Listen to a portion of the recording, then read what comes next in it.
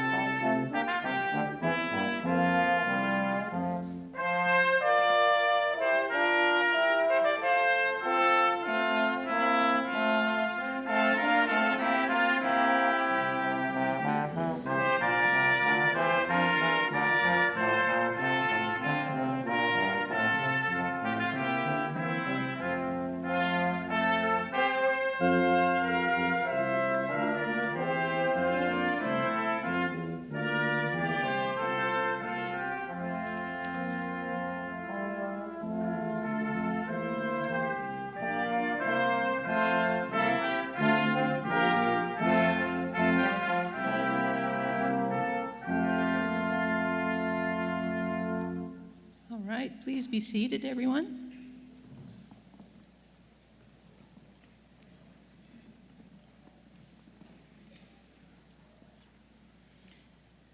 It's an honor to stand before you this afternoon as we all come together to recognize a significant milestone in the lives of our graduates of the College of Pharmacy and the university, the graduation of the Doctor of Pharmacy class of 2016. At this time, I would like to introduce the platform party. I ask that you please stand as announced. First, we have Dr. Leslie Oakes, who is Vice Chair, Department of Pharmacy Practice, who was selected as the most influential professor and also the mentor by the class of 2016.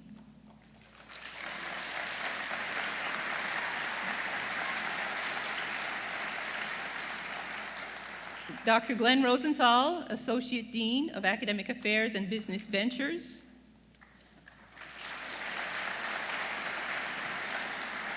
Dr. Edward Lee, Associate Professor, Department of Pharmacy Practice, and Chair of the College of Pharmacy Faculty Assembly. Dr. Gail Brazeau, Dean of the College. Dr. Hershey Bell, Professor, Vice President for Academic Affairs, and Dean of the Lake Erie College of Osteopathic Medicine, School of Pharmacy, and our keynote speaker today. Dr. Deborah Sturp, Associate Professor, Department of Pharmacy Practice, and advisor to the class of 2016. Dr. George Allen, Chair, Department of Pharmacy Practice. Dr. Olgan Gavench, Vice Chair, Department of Pharmaceutical Sciences. and Mr. Vincent Fury, University of New England Board of Trustee Emeriti.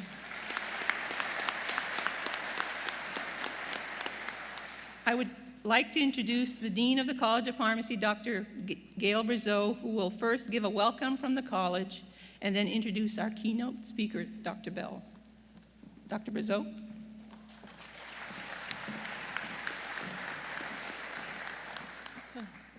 Good afternoon. Thank you, Dean Woodward. I'd like to take this opportunity to welcome the guests and graduates. My name is Gail Brazeau. I'm the Dean of the College of Pharmacy. Dean Woodward has recognized several people on stage, but there are still others that need it in attendance that I would like to recognize as well. First of all, I would like to recognize our outstanding faculty that's been responsible for this exceptional education and excellent education that our students have received. Would the faculty members of the College of Pharmacy please stand up and be recognized?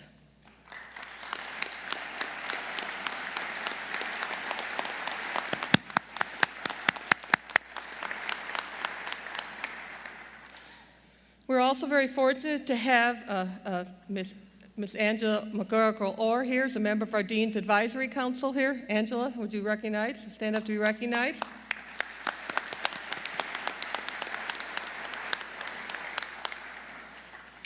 We're also very fortunate to have a number of our preceptors here. Are there any preceptors that have helped us throughout the course of this year? Would they stand and be recognized, please?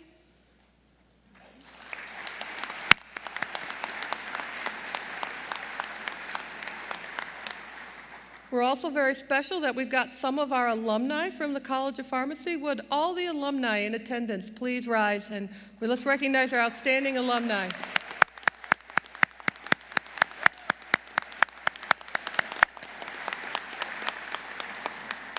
And finally, we're very honored to like to recognize Mr. Nick Bell, who is the son of our keynote speaker, Dr. Bell, today.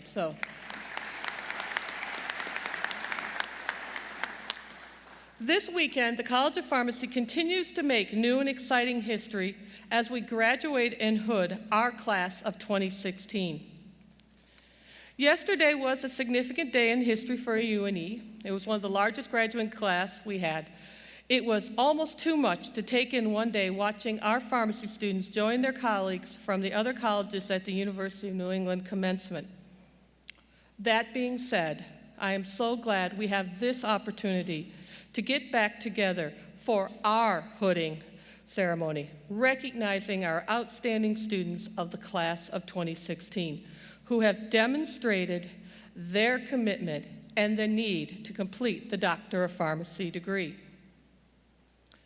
Every one of you here played an essential role in their individual and collective achievements. We sometimes forget to thank those responsible for the numerous achievements over the last 4 years.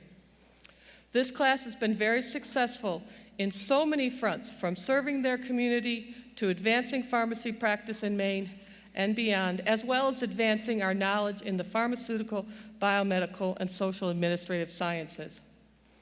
I'd like to take a few minutes to recognize and thank those responsible for us being here. Today, we'd like to recognize our UNE president, Dr. Daniel Rippage. We want to thank her for her continued leadership, vision, and support for the College of Pharmacy.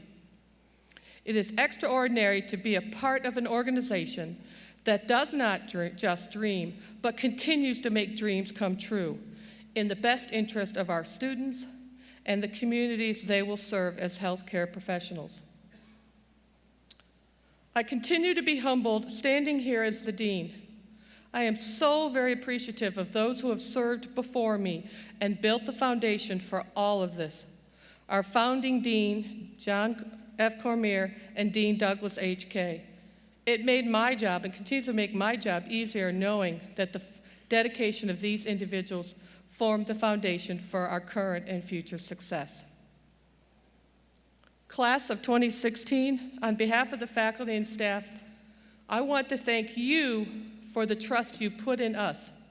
You came to us as we continued to grow and stayed with us as we developed new traditions and continued to advance traditions of excellence. We still look at each of you as pioneers who have successfully provided the foundation for a strong and successful College of Pharmacy. As our students know, and as I've said many times, it's our faculty that brought them here, kept them here, and who they will fondly remember. I know the truth, you won't remember the dean, but you will remember the fabulous faculty you worked with. We also want to recognize our outstanding staff who have provided extraordinary support. We know that we could not have done this without you. Please know that we appreciate all that you have done. I would like to now to ask our class of 2016 to stand with me and recognize the outstanding faculty and staff in the College of Pharmacy through a heartfelt applause.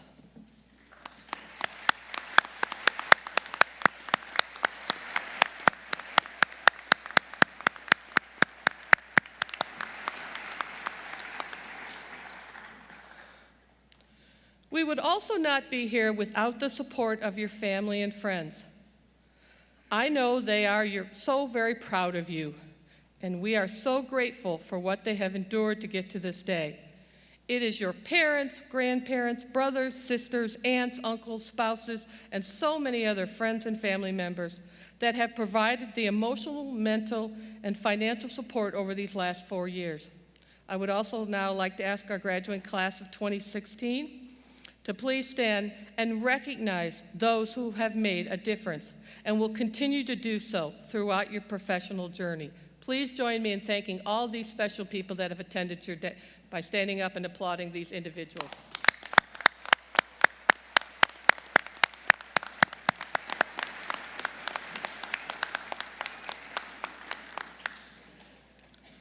Our UNE College of Pharmacy is fortunate to have so many friends supporting us. We are so grateful for all our donors and the many friends who have been loyal to the college each and every year.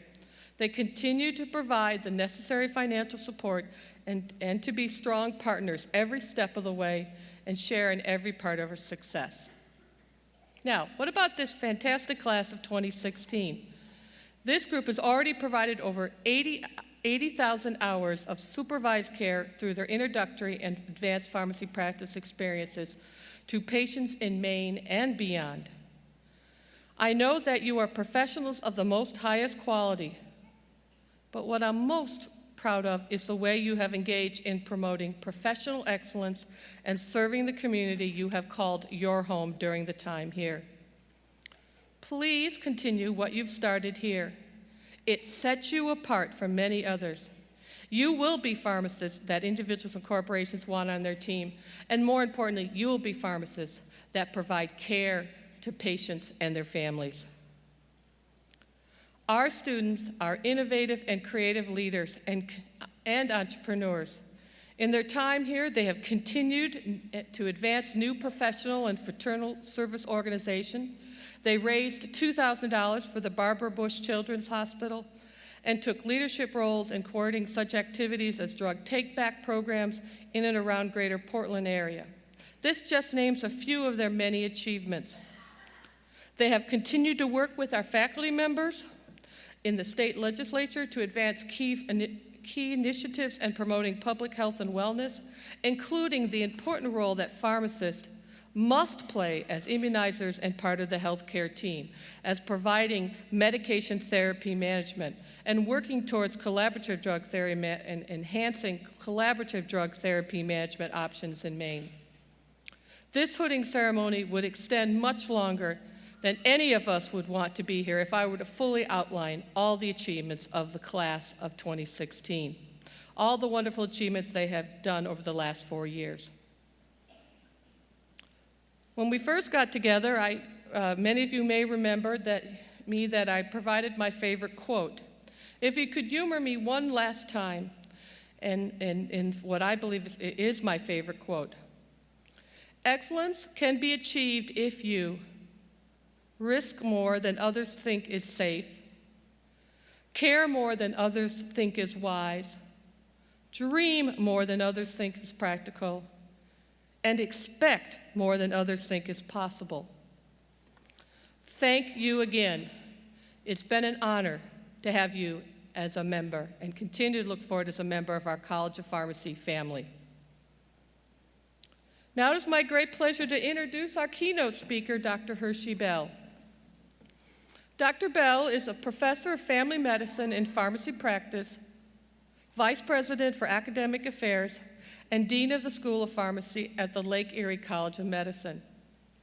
As a physician, Dr. Bell is intimately aware of the importance of the collaborative interprofessional relationships in healthcare, and he has been a passionate advocate in support of the value of pharmacists, that pharmacists must be on healthcare teams.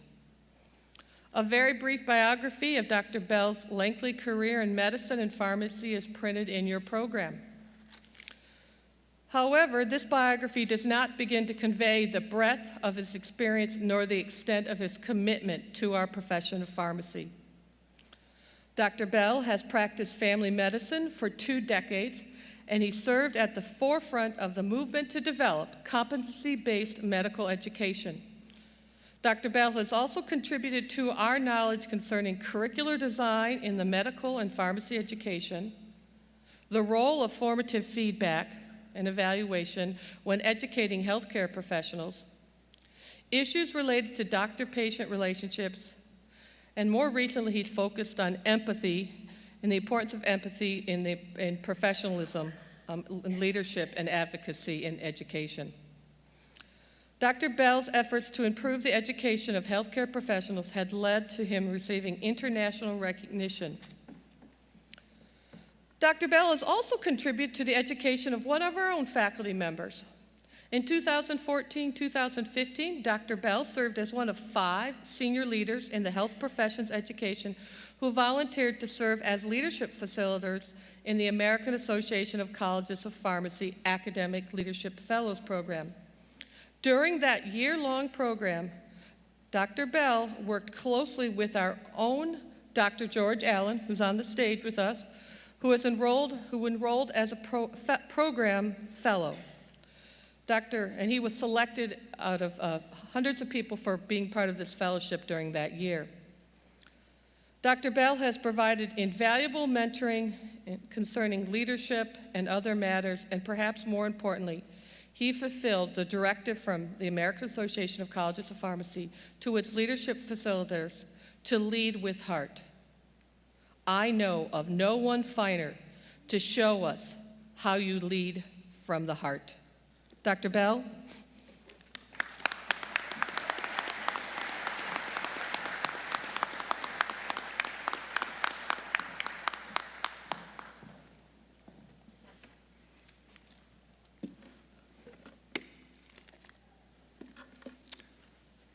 Well, thank you very much for that wonderful introduction. Dean Brazeau, members of the platform party, faculty, families and friends, and most importantly, graduates of the University of New England College of Pharmacy class of 2016. Thank you for inviting me to celebrate this remarkable achievement, your commencement as doctors of pharmacy. Along with you today, it's an honor that I will remember my whole life. Before I begin my formal remarks, I'd like to answer a question that Dean Brazeau partly answered, but I'm sure is on some of your minds. Why is this guy speaking to us today? I mean, there are at least 16 Republican wannabe presidents and perhaps one Vermont senator who might have been available to come speak today. But, well, the answer is, as Dean Brazeau shared, I am a great fan of hers, and I consider her to be one of my closest allies in the world of pharmacy education.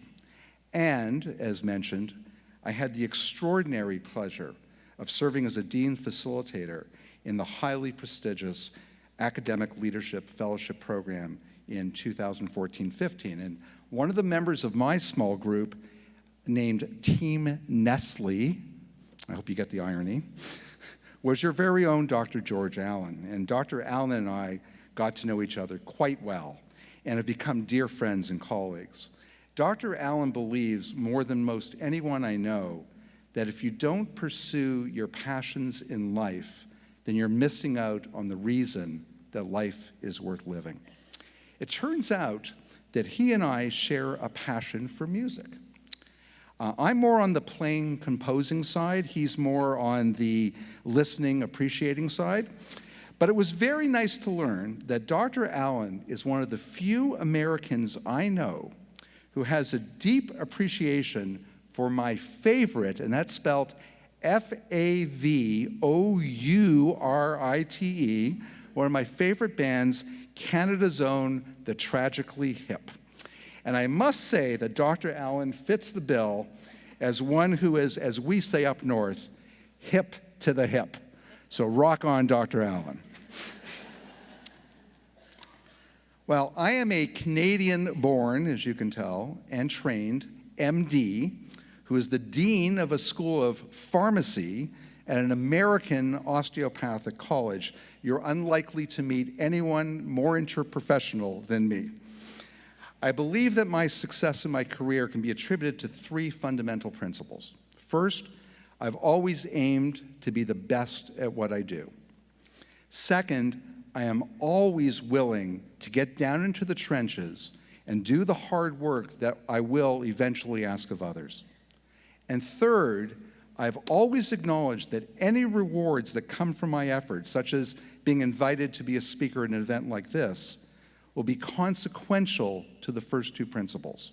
And as a matter of practice, I have never been afraid to be bold in my thinking and in my actions. The topic I've chosen for my address today is boldness. And folks, I intend on being bold.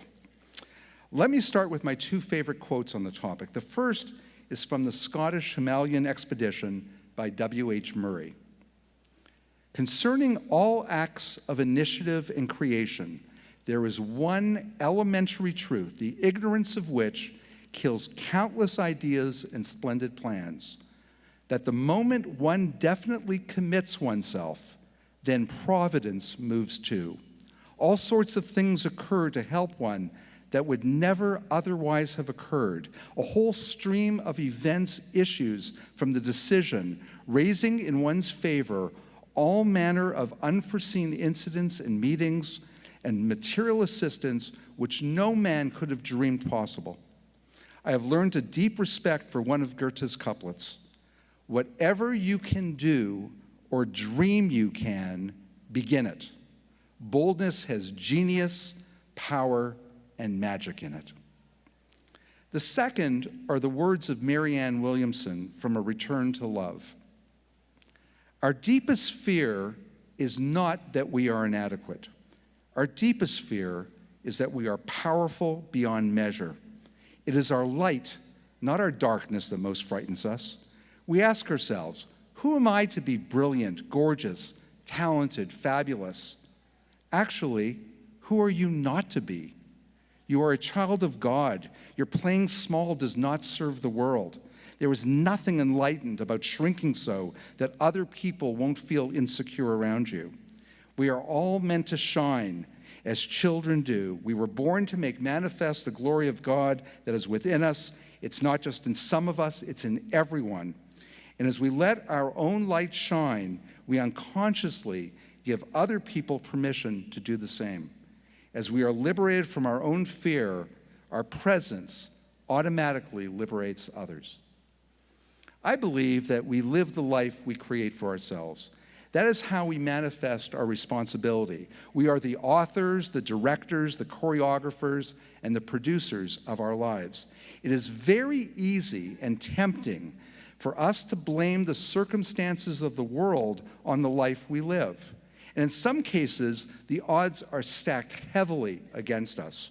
One of my heroes, psychiatrist Viktor Frankl, during his dehumanizing captivity in the horrible confines of the Nazi concentration camps, came to the realization that what separated him from his Nazi captors was while he had lost his liberty, he could not come and go as he pleased, he still had his freedom, his ability to think and believe and speak his views. His captors, while in possession of liberty, were not at all free in this regard. Frankl believed he was in the superior position. And following the end of his captivity, he created a school of psychology, logotherapy, based entirely on the idea that we are the bold creators of our lives. He helped many Holocaust survivors regain their humanity by regaining ownership of their lives. All of us in this room, we live in fortunate times. And graduates, you're about to begin the most noble and honorable of professions. You'll reap the benefits, tangible and intangible, every day for the rest of your lives.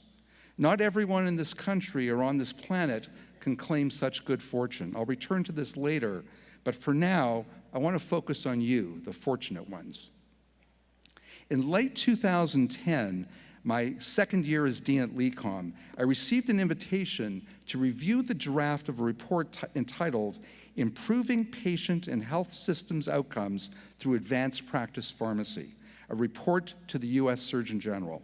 The primary author was Scott Giberson, Assistant Surgeon General and Chief Pharmacist of the United States. How many of you knew there was a Chief Pharmacist of the United States? I learned something new that day. The cover letter invited deans to comment on the draft, and as soon as I finished the report, the minute I finished it, I picked up the phone, and I do that a lot, by the way. I pick up the phone and speak to people in the know.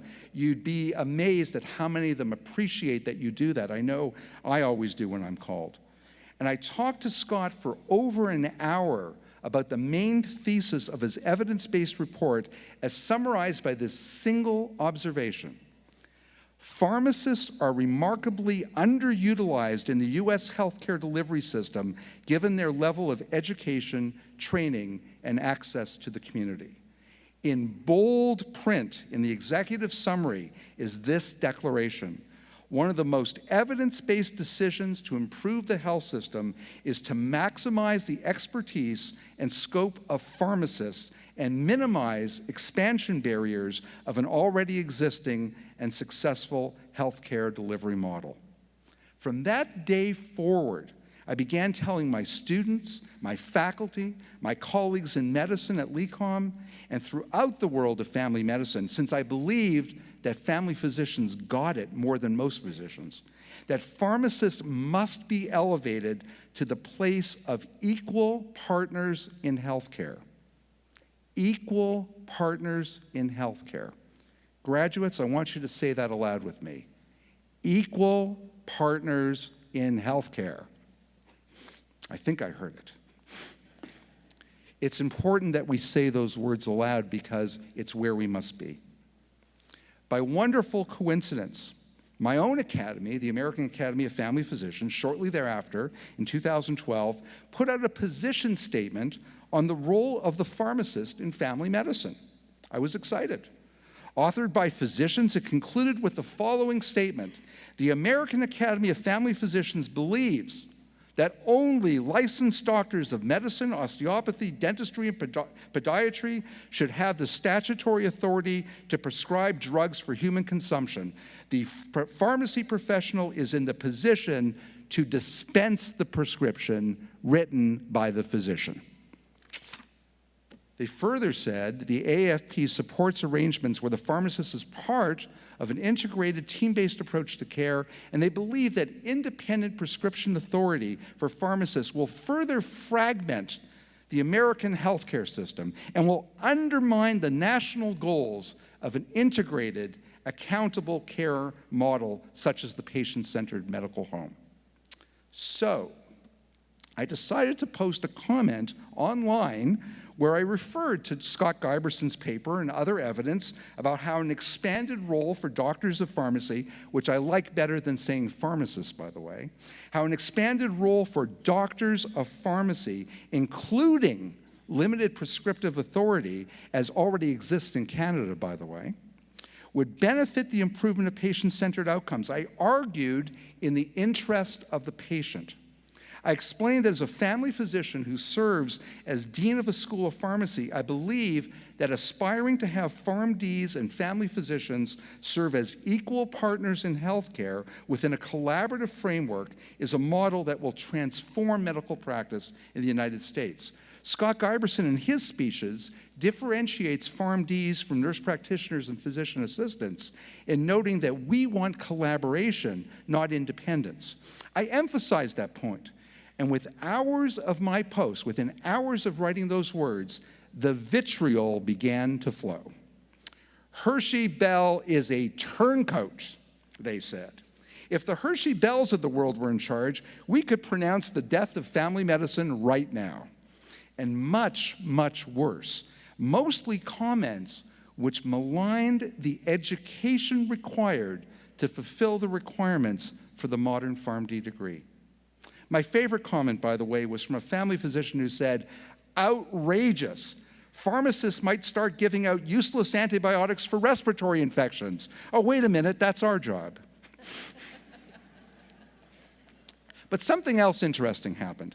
In my post, I shared my email address and my desire to send out copies of Scott's report and other pertinent literature. And I began to receive hundreds of emails from family physicians all around the country asking for copies of the evidence I had shared. The silent majority were very interested in what I had to say. And as a small footnote, on May 4th, just a few weeks ago, and almost exactly 4 years to the day that I posted that comment, I was astonished to receive an email from a student I do not know who is graduating this week from Roseman School of Pharmacy in Nevada, who stumbled across my post on the AFP website and thanked me for standing up for the profession. I love when these unexpected surprises end up in my inbox. Well, I shared this story of my double AFP posting with my students and faculty, reading aloud the comments that others wrote about me, and I told them we must be touching a nerve to get that kind of mixed reaction. Now the work was to begin. I talked with leaders of all the major pharmacy organizations, particularly Lucinda Main at the American Association of the Colleges of Pharmacy, and your speaker from last year, Tom Menigan at the APHA. I was asked to chair the advocacy committee for the AACP, and I was invited to be part of a panel discussion hosted by the Surgeon General's office in Bethesda, Maryland. And I was bold, folks. I never compromised my view that doctors of pharmacy must be equal partners in healthcare. I celebrated the victory that Dean Pete Vanderveen achieved by having pharmacists declared as providers in California. I offered testimony on behalf of Ohio pharmacists achieving provider status, which they did this year. I sit on Pennsylvania State Senator Sean Wiley's Healthcare Advisory Board, and I bombard him daily with information on why Pennsylvania pharmacists must be recognized as providers. I tell every LECOM School of Pharmacy student that whenever they meet a patient for whom they made a difference in their lives, they should immediately reach into their pocket and pull out a draft of a letter that the patient can instantly send to their elective representative demanding that pharmacists be recognized and paid for the services they're able to provide. I constantly point out that as a physician, I can diagnose most chronic illnesses, diabetes, depression, arthritis, heart and lung disease in a matter of minutes. And once I do, these patients will have these diseases for the rest of their lives, and most, if not all, will be on medications. Who should be managing the day-to-day medical care of these patients, the physician or the pharmacist? In the immortal words of Larry David in Curb Your Enthusiasm, I'm going with the pharmacist. But here's the problem, and I will offer the solution. Hershey Bell cannot by himself change the world of medical practice in the United States. What I can do, along with colleagues like Dean Brazeau and others on your wonderful faculty, is inspire a nation of change agents. But to become a change agent, you must be willing to be bold. You must be willing to believe resolutely that the modern doctor of pharmacy is an equal partner in healthcare, that pharmacists are the most underutilized members of the healthcare team, that the evidence is indisputable that without pharmacists as critical members of patient-centered interprofessional teams, healthcare in this nation will forever be substandard. And you must be willing to step up to the plate and swing at the fastballs and the curveballs and the sliders that are going to come your way. You must remain steadfast in your belief and fight for your patients, and that, graduates, is the answer. In fact, the American Association of Medical Colleges just this month pronounced that there will be an expected shortage of up to 90,000 physicians in the coming 10 years. Their solution? More money for the medical education enterprise. The correct solution? Empower doctors of pharmacy to be able to practice at the top of our education by eliminating licensure, payment, and provider status barriers so that we can do what we are capable of doing and free up the physician workforce to do their jobs. Mr. or Madam President, tear down these barriers to pharmacy practice. But the fight is not about you, not in any way. Let the physicians make this about them and the protection of their status quo. For you, make it about your patients.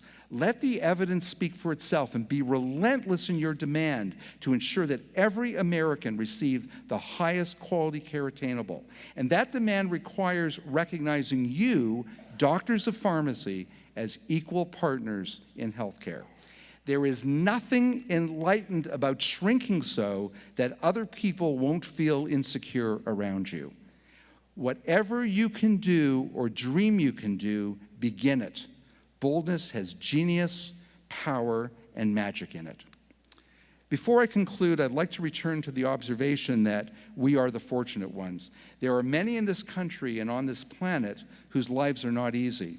They live under the umbrella of famine, war, social injustice, gender inequality, religious persecution, hatred, and unimaginable crime. They have much more to overcome to be the authors, choreographers, directors, and producers of their lives. But the one thing that I've learned most about boldness is that once you take a bold stand for something you believe in, you find it easier to make your life about taking a bold stand for your beliefs. My journey began in medical education, where I felt that the way students were taught was not as healthy as it could be, and I stood up for compassionate, just education. And from there, I broadened my fight to include improving healthcare for all by improving health professions education for all students. And today, I'm fighting for what I believe is a fundamental American right, the right to the highest quality health care for all in this country, which mandates the role of pharmacists that I have described. So start with fighting boldly for your profession. See where it leads you. Perhaps one day, you'll be the person who takes the lead in changing the fortunes for everyone on Earth. Well, being in Maine, so close to my original homeland of Canada, let me conclude with one final thought from a Canadian so beloved and celebrated that a few years back, a petition was begun to have him named to the highest political office in the country, the Governor General, the Queen's representative of Canada. To paraphrase the words of William Shatner as Captain James T. Kirk of the Starship Enterprise, this is the voyage of pharmacy. Its ongoing mission to explore new pathways for ensuring health for all, to seek out new possibilities for curing and eliminating disease, to boldly take doctors of pharmacy to where they have never gone before. Class of 2016, doctors, congratulations.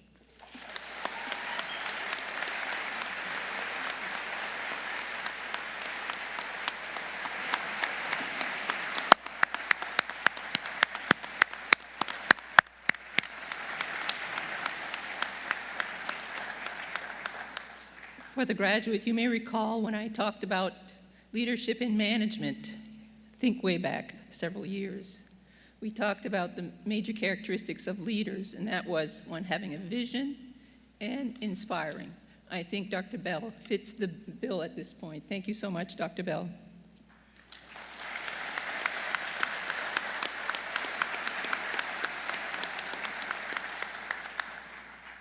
We could always rewrite your speech. For you, the bell tolls. We have asked several class representatives to come say a few words, some farewell speeches. The first is the graduating class president, Dr. Charles Larkin, or Charlie. Please come to the stage. You know, Dr. Larkin told me around this time, about 30 years ago, he was standing in front of his graduating class. It was the high school class, and he was giving the valedictory speech. Well, you've come a long way, but yet you're in the same place. Welcome, Dr. Larkin.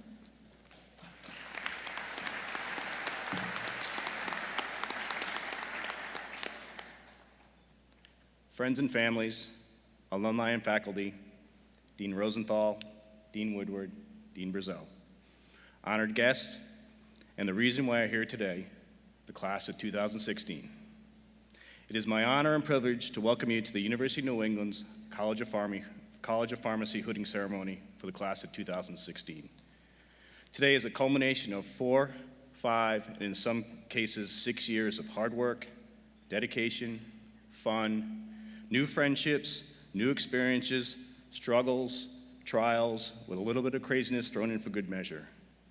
I am proud and very humbled to have spent the last 4 years with such an amazing group of talented and intelligent people. This afternoon, I have a few thoughts I would like to share with you. In the near future, please take some time to look back and reflect on your time in pharmacy school. It went by so quickly and was so concentrated, you might not have realized everything you have accomplished and experienced. Think about all that you have learned, how you have grown, the places you have experienced, how you have touched the lives of others, and how others have impacted your lives in the last 4 years. And take the opportunity to thank those who have helped you along your journey. Your parents, who have worried if you were getting enough sleep, your spouses, who are understanding for all those nights spent studying in the library, your landlord, for being patient for the rent as you waited for your student loan distribution, your friends and classmates who brought you Bente Frappuccinos to help you study through the night, and chocolate the next day to power you through afternoon classes, your professors who tried to stuff as much knowledge into your heads as they could, and then your preceptors who showed you how things are done in the real world. Without these people, you would not be where you are today. I hope you are proud of your school because you are now part of the history of the University of New England's College of Pharmacy, and you will have an impact in its future. My brother went to West Point a few years ago. When you graduate from the United States Military Academy, you become part of what is called the Long Gray Line. It is a reminder that you are part of something bigger than just yourselves, and you have the responsibility to those with whom you graduate and those who will come after you. I hope you remember this every day as you treat each patient with respect and your best care, and consider helping future classes by mentoring as a preceptor or finding positions for future graduates. I hope you enjoy each and every day of your career as a pharmacist, and you go off to work with the same enthusiasm and excitement that you had on your first day of pharmacy school. However, if you ever find yourself dreading to wake up in the morning, then perhaps it is time to look for a change. Change is never easy. It can be scary and difficult at times, but it is best that you enjoy what you're doing because you will be doing it for a long time. Please remember that no matter how good of a pharmacist you are and how well you treat your patients, you are replaceable. I'm sorry to say, but that's the nature of business. So, make time for those people for whom you aren't replaceable. Your friends, your families, your spouse, your kids. There will be only one first piano recital, one sophomore year playing lacrosse, one 50th wedding anniversary, one 90th birthday celebration. Sometimes things can't be helped, and you have to do what you have to do, but make the effort to make time for those people who find you irreplaceable, because in the end, these are the people that you wish you had spent more time with. Now I have a challenge for all of you. We heard yesterday from Dr. Franklin to be good, but I also want you to be involved. I want you to get involved with your community wherever you find yourself.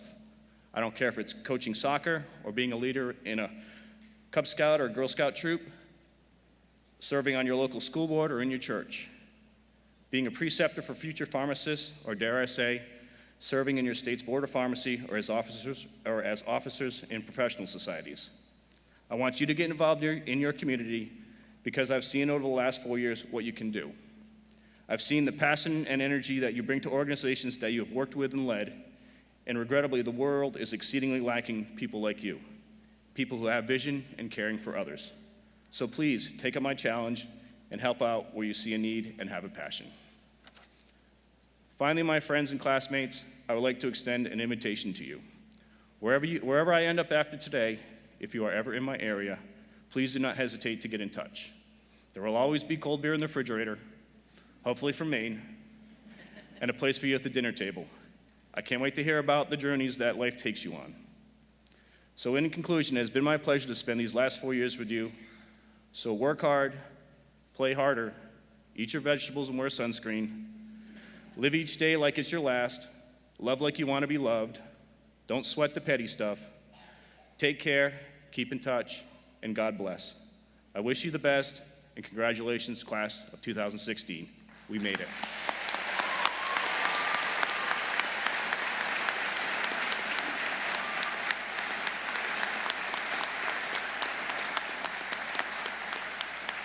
At this time, I would like to ask Vice President Dr. Lauren Englert to join me on the stage for a presentation to Dean Brazeau.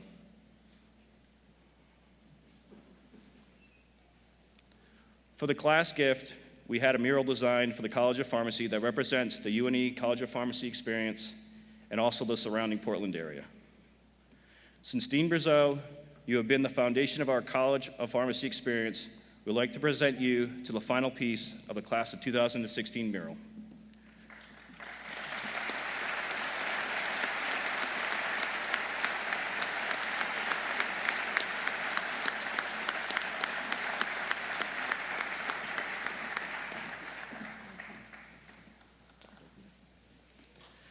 This is with our appreciation for all your help and guidance during the last 4 years. Again, thank you, Dean Brazeau.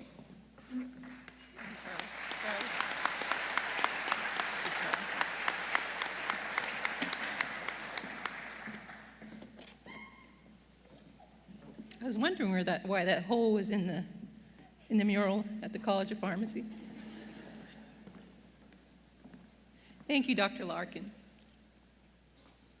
The practice of recognizing the top academic graduate, the valedictorian, has its origin at Harvard way back in 1759. From Latin, the term means farewell sayer. Dr. Lindsay Voigt is the class of 2016 valedictorian. Dr. Voigt, can you please join me on the stage? Now, Lindsay's quite a well-rounded student. She's the top of her class. She received the Milan Excellence Award in Pharmacy, the Pharmacy Practice Academic Excellence Award, the Pharmaceutical Science Academic Excellence Award, the College of Pharmacy Academic Excellence Award, and finally the epitome, the top award, being the Dean Doug Kay Cornerstone Award for the College of Pharmacy. Please welcome Dr. Lindsay Voigt.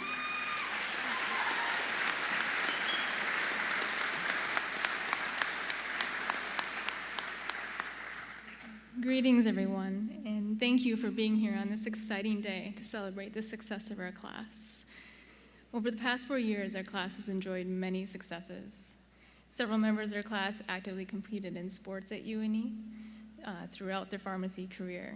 Nearly everyone joined at least one of the numerous professional pharmacy organizations and professional fraternities on campus. Through these organizations, we promoted UNE and the profession of pharmacy to advocate for public health in the community. Many of you also successfully competed in clinical skills competitions throughout the country. We donated to many charities and hosted interprofessional events at the college. Through much difficulty and a few headaches, our class piloted and worked out the kinks of a new exam-taking software for the future UNE classes to use with ease. Through it all, we made a few new friends, new relationships, and became a close-knit family. We spent many hours staring at computer screens to catch up on lectures and gather with our favorite study groups to study. We've even headed down to the Old Port to even study a little bit more. We were successful because we supported each other over the past 4 years. I know I would not be here if not for all of you. The success of our class continued as many were accepted into PGY1 opportunities throughout the United States. Additionally, many members accepted career opportunities within Maine, in the Maine community, and elsewhere. Congratulations. Our class's success would not have been possible if not for the hard work of the deans, the faculty, and the staff who supported us over the past 4 years. Everyone had an open door policy to advise us through every success and difficulty. Please give them a hand.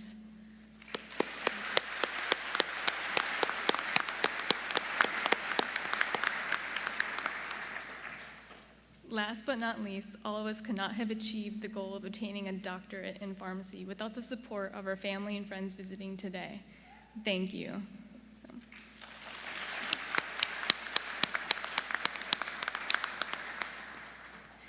Through the past 4 years, we've had our own successes. We've set aside our as we set aside our old white coats and name tags to accept new ones, we must remember that our job is to promote the healthy success of our patients. Recently, a study by Johns Hopkins reported that the third leading cause of mortality within the healthcare system is due to preventable errors. It is our job to help mitigate these errors and promote our value within the healthcare system. We must work collectively with other members of the healthcare team to ensure that patients are receiving the best care possible. When we provide notable value, it will allow us to get closer to the goal of provider status within the healthcare system. I hope you can all take time to rest and spend time with your loved ones as you get ready for the next chapter in your lives. As you start your careers, I encourage you to advocate for the health of your patients, but also yourselves, by engaging in your favorite hobbies and doing other activities that promote a healthy lifestyle. Each day that you take time for yourself and do something that you enjoy, the more likely you will smile more, even on the tough days at work. I can't tell you how many patients approached the pharmacy counter after a long day through the healthcare system and told me I was the first person to smile at them all day. As the most accessible healthcare members in the community, we must be role models for our patients by promoting a healthy lifestyle. If we care for ourselves as well as our patients to improve our own health, our patients will continue to trust us for their care. Don't be discouraged by failure. We may all experience failure at some point, and I encourage you to grow from your experiences. Failure is a way to point us in another direction and follow new open doors. As noted by Dr. Lee, we are collectively the Black Knight who never gave up and moved forward because 'tis but a scratch. I encourage all of you to continue with such refusal to never give up on your dreams. As our careers progress, I urge you all to continue and learn and grow with the profession. The healthcare system will continually change, but we must provide stability and continuity of care regardless of the pharmacy setting or political environment. I have no doubt the class of 2016 will continue to be successful throughout all of your careers.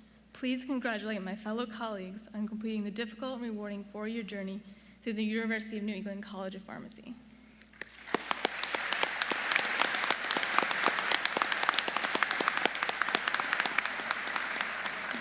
Thank you.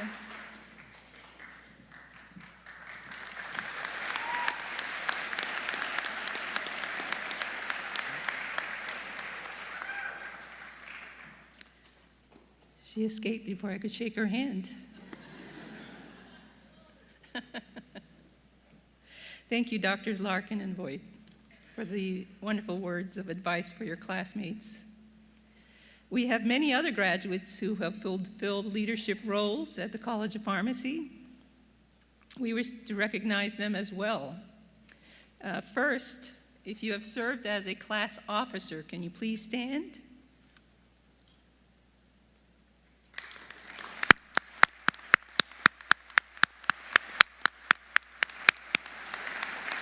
Thank you. Now, if you've served as a leader in a student professional organization, or any student organization for that matter, while a student at the College of Pharmacy, will you please stand?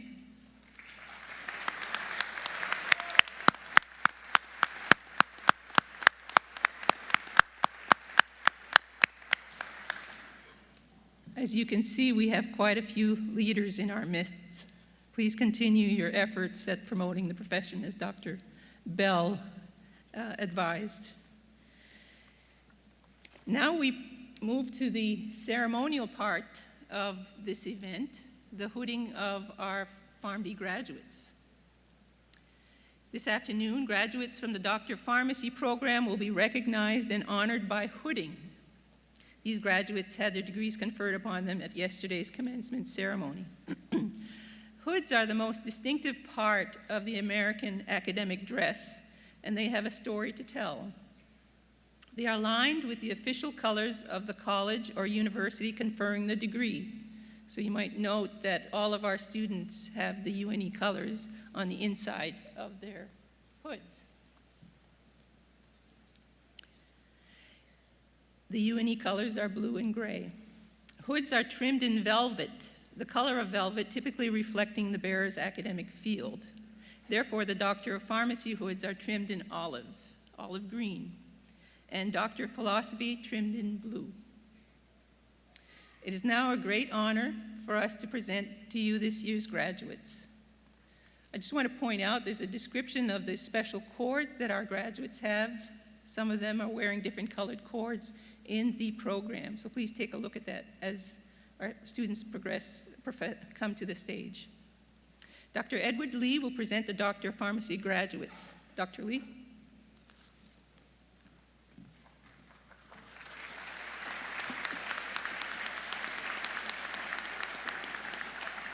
Good afternoon.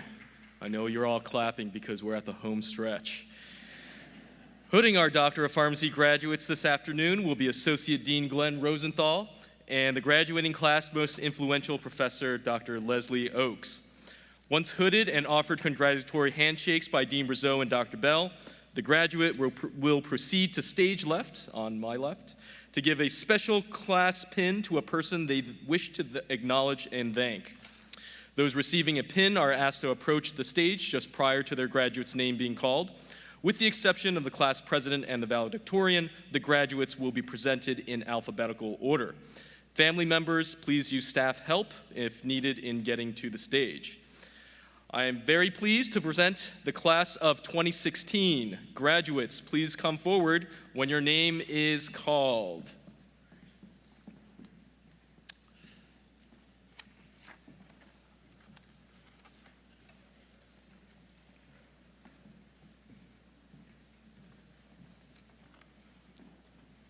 And I apologize in advance if I get the pronunciation wrong. People used to get my name wrong before Jet Li became popular, so. First, we have Charles Larkin. Charles is from Westerly, Rhode Island. He has a BS in Chemical Engineering from the Rose-Hellman Institute of Technology and MS in Environmental Engineering from the University of New Haven. His future plans are to be a retail pharmacist for CVS in Charlottesville, Virginia. He'd like to present his pin to his wife, Maribel Larkin, and the inscription is for being patient and understanding to allow me to pursue my crazy dream of moving the family to Maine and becoming a pharmacist. My love to you always.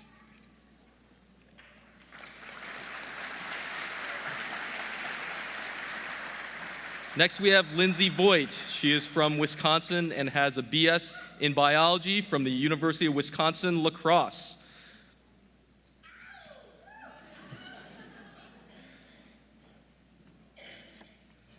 She would like to present her pin to Sally Folgert, her mother, and the inscription states, "Thank you for your continued support through my many adventures."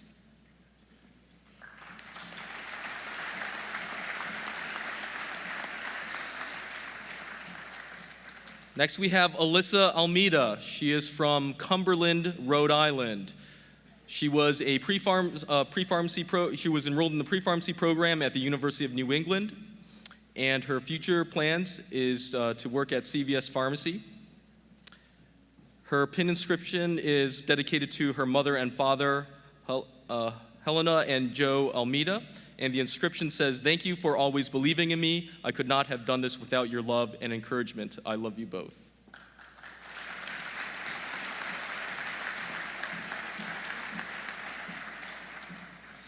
Next, we have Winifred Umpoma. She is from Bronx, New York. She graduated from the University at Buffalo with a bachelor's in chemistry. She would like to dedicate her pin to her mom and dad, and the inscription states, "Thank you for being my rock throughout this journey."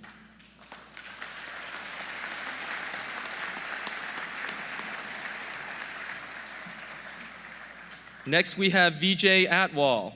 He is from Surrey in British Columbia.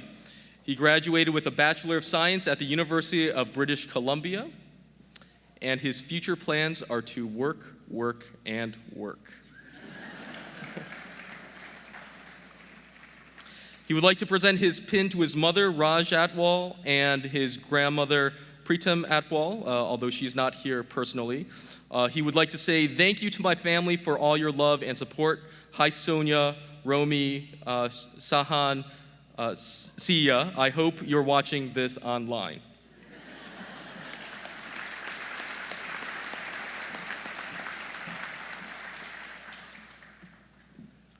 Next, we have Cara Bertolacini.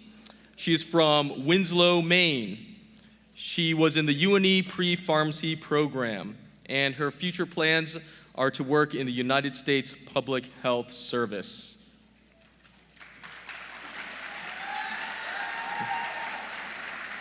She would like to present her pin to Christine Bertolacini.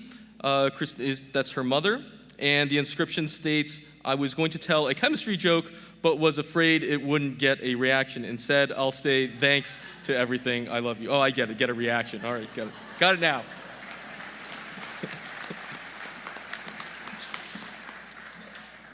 Next, we have Sina Star Bouchard. She is from Maine with a BN in biology from the University of Maine. Her future plans are to be a retail pharmacist for Shaw's Osco.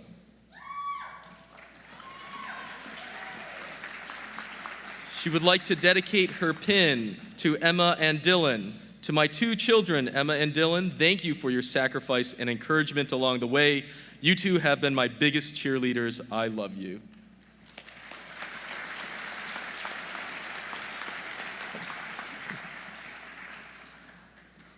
Next, we have Jenna Brown. Jenna is from Rochester, New Hampshire, and her future plans are to be a staff pharmacist at CVS. She would like to dedicate her pin to Adam Davis, her fiance, and the inscription says, thank you for all your support these past 4 years.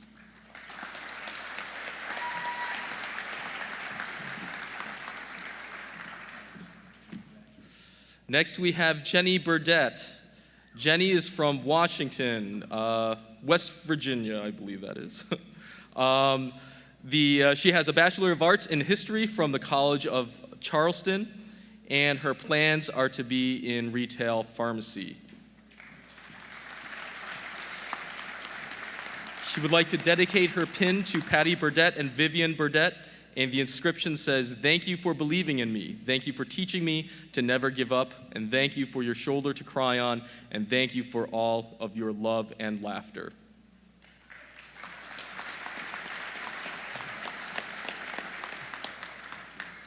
Next, we have Corey Christie. Corey's from Hudson, New Hampshire. He also was in the pre-pharmacy program at the University of New England, and his future plans are to be a Rite Aid pharmacist.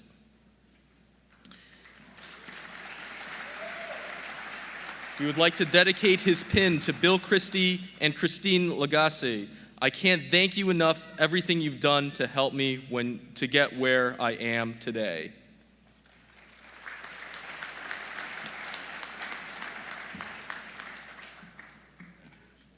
Next, we have Matthew Christie, who is also from Hudson, New Hampshire.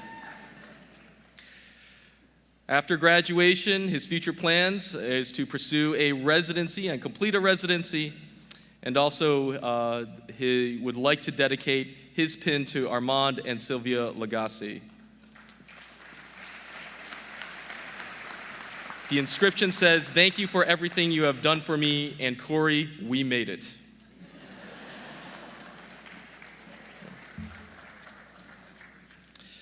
Next, we have William Collinson, who is from Sanford, Maine. His future plans are to work at Rite Aid, and he would like to present his pin to his parents. And the inscription reads, thank you for your incredible support, encouragement, and always being there for me.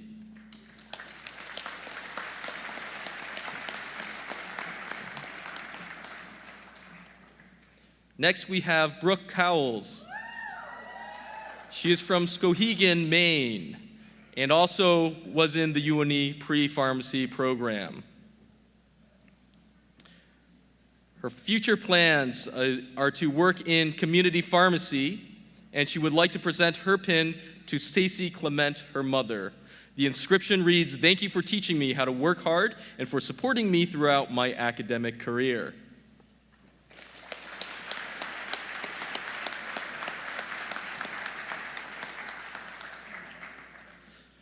Next, we have Ryan Crawford, who is from Central Pennsylvania.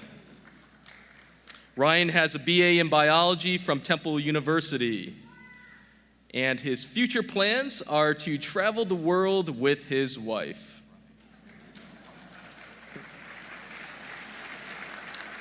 He'd like to present his pin to his wife, Tina Crawford.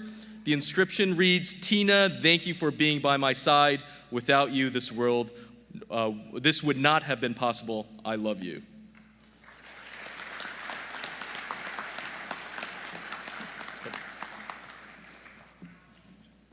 Next, we have Katie Cuniff, who is from Groveland, Massachusetts. She was also in the UNE pre-pharmacy program, and her future plans are to pursue a residency. She would like to present her pin to Kevin and Beth Cuniff, her parents, and the inscription reads, "Thank you for always being there for me. Your love and support will always help me reach my goals."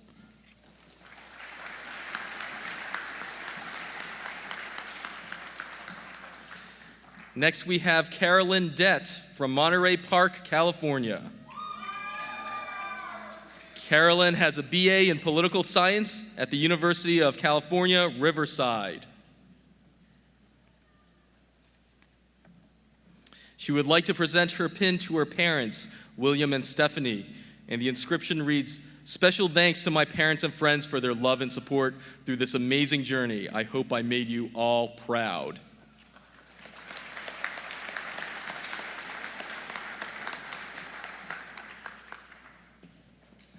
Next, we have Jessica Diala, who is from Tinton Falls, New Jersey.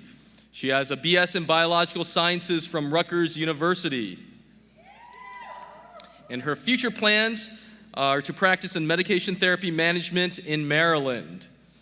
She'd like to dedicate her pin to her parents, and the inscription reads, "Thank you for always supporting me in chasing my dream and believing that I have the talent to reach my goals."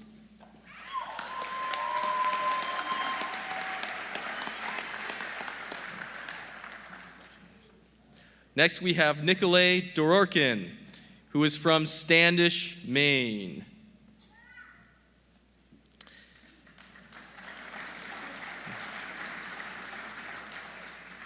His future plans are to practice at Walgreens in Houston, Texas.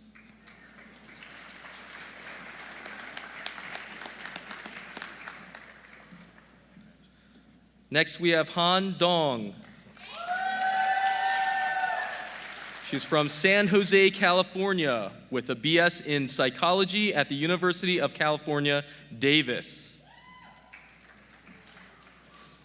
Her future plans are to be a pharmacist in Walgreens in California, and she'd like to dedicate her pin to Tam Tran, her mother. The inscription reads, so this is Vietnamese and I am not Vietnamese, so I'm going to try this. The inscription reads, "Gon Gam Ong Me," which is, "Thank you, Mom, for your love and support. I love you."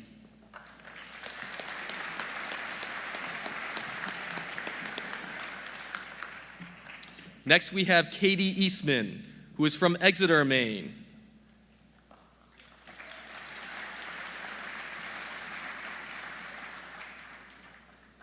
Katie's future plans are to be a full-time pharmacist for Walmart Pharmacy, and she would like to dedicate her pin to Scott Eastman and Sue Clark, her parents. The inscription reads, "I would like to thank my parents for their continued love and support throughout my college career."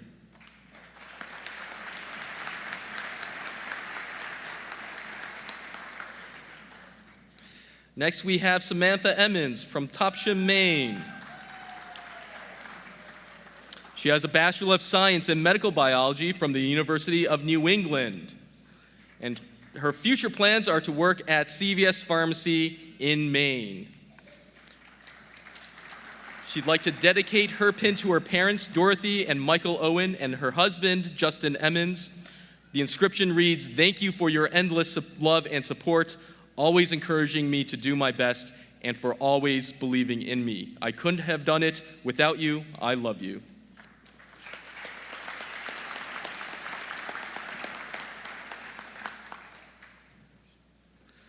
Next, we have Lauren Englert. She is from Lake Ariel, Pennsylvania, with a BS in Science from the Pennsylvania State University.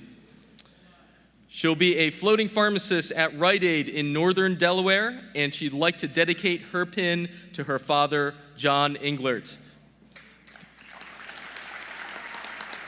The inscription reads, "My father is the strongest man around and has pushed me to have the title doctor in front of my name. I love you."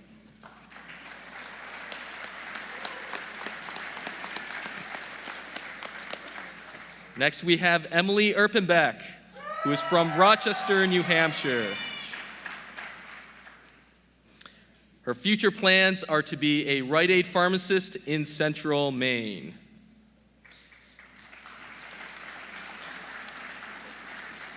She'd like to dedicate her pin to Sam Wilson, her fiancé, and the inscription reads, "Thank you for always pushing me to be my best.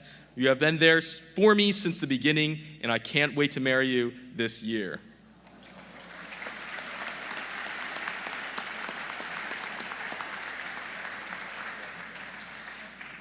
Next, we have Kelsey Forte from Rutland, Vermont.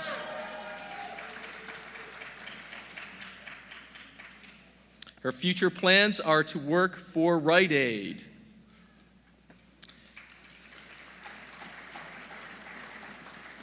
And she would like to dedicate her pin to Greg and Terry, her parents, and the inscription reads, "Thank you for all of your love and support."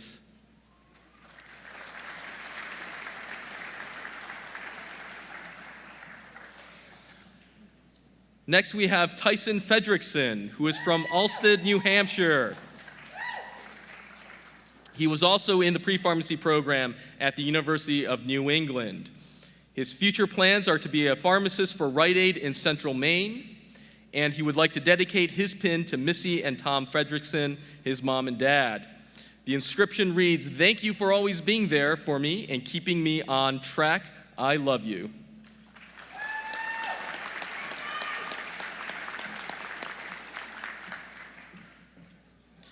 Next, we have Catherine Freudenberger from Bangor, Maine.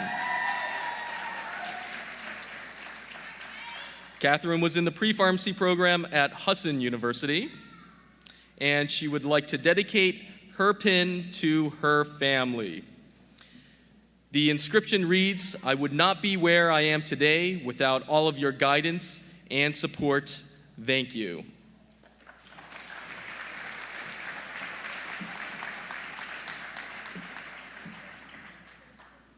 Next, we have Shannon Grady from Northwood, New Hampshire. She was also in the UNE pre-pharmacy program. Her future plans are to practice in veterinary pharmacy, to be a veterinary pharmacy resident at Purdue University Veterinary Teaching Hospital, and she'd like to present her pin to her parents, Kelly and Steve Grady. The inscription reads, "I want to thank you both for all the support over the past 23 years. I would not be where I am today without the both of you."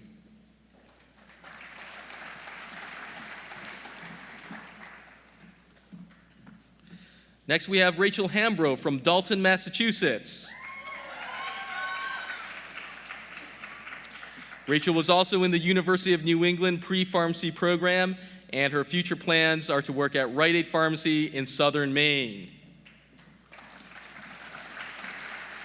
She'd like to present her pin to her parents, Dave and Carolyn Hambro, and the inscription reads, "Thank you both for your support and encouragement as I work to achieve my goals. I would not be where I am today without you."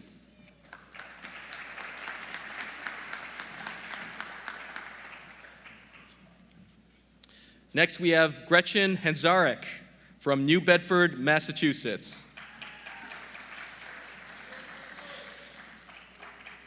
Gretchen was also part of the University of New England pre-pharmacy program, and her future plans are to work for Rite Aid. She'd like to present her pin to Lynn and Mike Hanzarek, her parents, and the inscription reads, "Thank you for everything, I love you."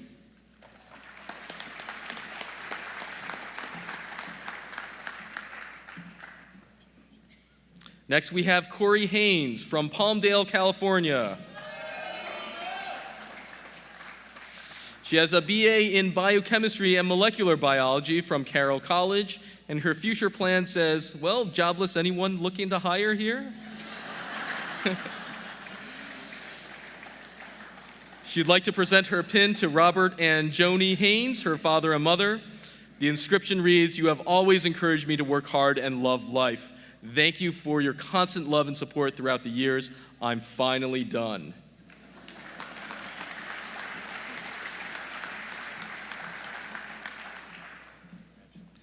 Next, we have Sarah Hendrick from South Kingston, Rhode Island.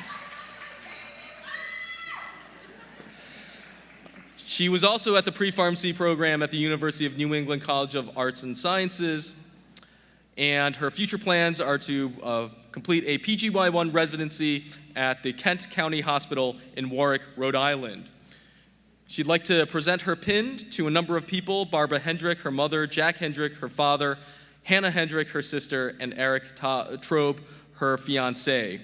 The inscription, go ahead, yeah, I'll wait for applause. The inscription reads, "I would like to thank my family for their endless love and support. They encouraged and inspired me throughout this journey, and I could not have done it without them."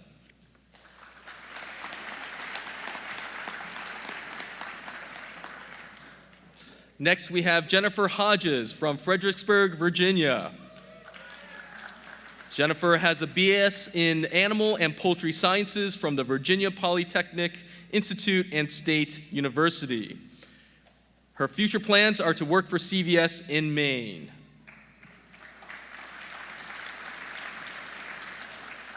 She'd like to dedicate her pin to her wife, Pamela, and the inscription reads, "Thank you for all of your love and support and packing my lunches," which is very important.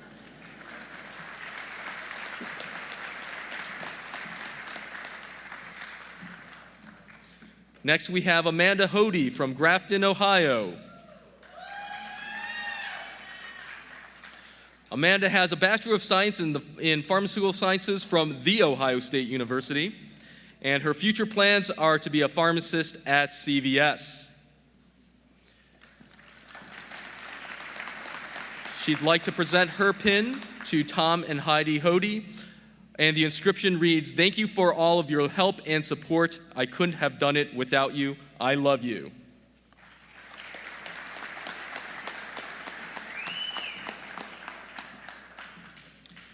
Next, we have Amanda Houle from Milton, New Hampshire.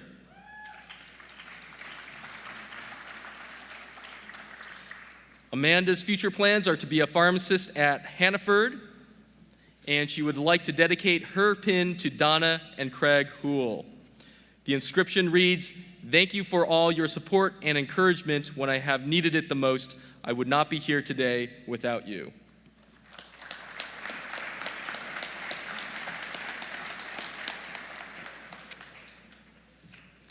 Next, we have Riley Hurst from Meridian, Idaho. Riley has a BS in biology at Brigham Young University in Idaho, and his future plans are to begin to write the next chapter of his life. He'd like to present his pin to Destry Hurst, his wife, and the inscription reads, "Thank you for your unconditional love and support. With you, I can do hard things."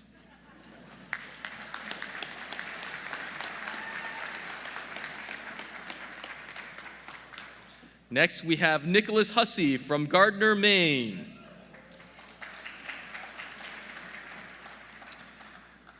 Previous to us, he was at the University of Southern Maine in Portland, and he would like to dedicate his pin to his family. The inscription reads, "Thank you for always being there for me."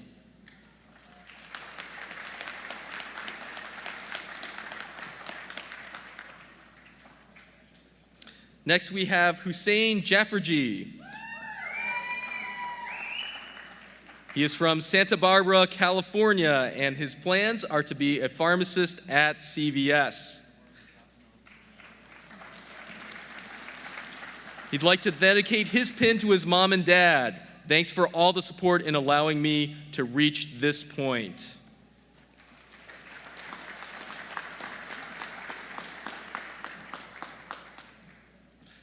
Next, we have Ruby Jarrett from Westbrook, Maine. She has an associate's degree in paramedicine from Southern Maine Community College. And she'd also like to dedicate her pin to Dr. Leslie Oakes, who she's hugging right now, her professor, which is why I tried to time it that way. You've been a great professor, preceptor, and mentor to me. Thank you for all of your support.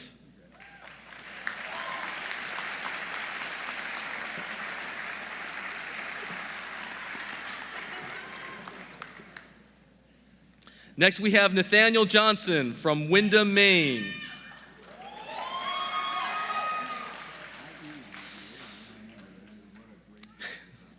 His future plans are to pursue hospital pharmacy, and he'd like to dedicate his pin to his grandfather, Robert Allen. The inscription reads, "It is with the greatest pride that I can graduate with you in attendance. Thank you for your support."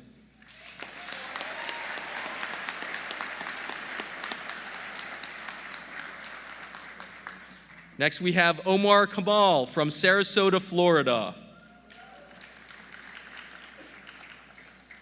Omar has a BS in biology from the University of South Florida and is also going to work for Walgreens.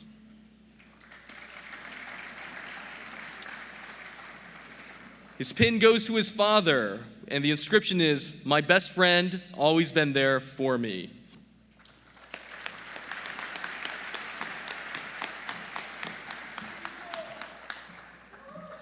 Next, we have Angel Camden from Frederick, Maryland. She was in the pre-pharmacy program from Frederick Community College, and her future plans are to work in retail. She got a job offer and accepted it from Sam's Club.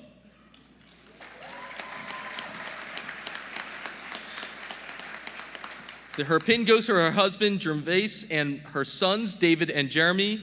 The inscription reads, "I give glory to God first, and thank you all for standing by me, putting up a lot and being patient, loving and caring during these past 4 years."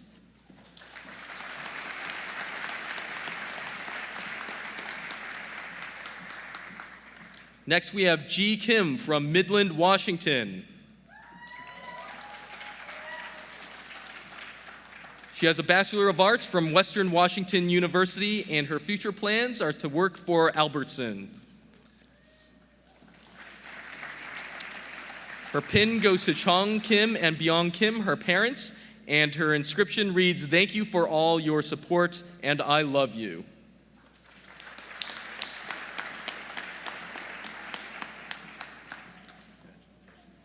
Next, we have Allison Kirk from Dublin, Ohio. Allison's future plans are to work at CVS. She'll be a pharmacist there. And her pin is dedicated to Carol and Jeff Kirk, her mom and dad. The inscription reads, "Thank you for your constant love and support. You are my biggest inspiration."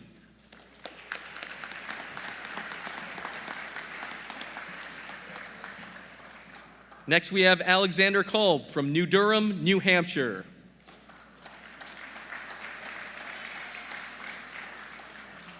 His future plans are to be a full-time float pharmacist at CVS within the Target channel, and he would like to dedicate his pin to Dan and Linda Kolb, his parents.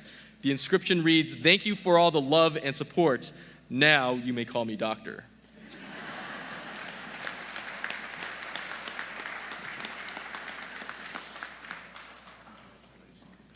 Next, we have Peter Kumbakis from Falmouth, Maine.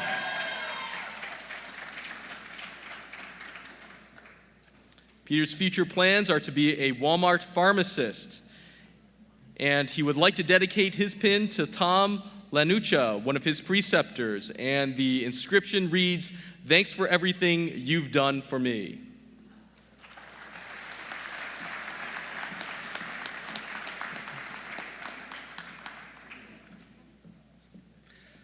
Next, we have Lydia Kuletsis from Oakland, Maine.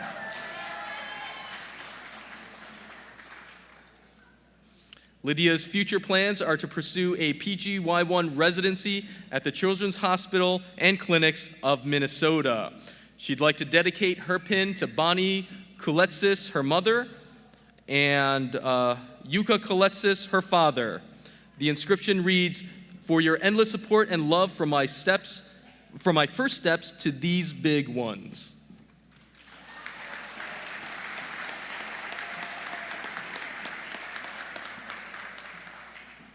Next, we have Mackenzie Krieger from Manchester, New Hampshire.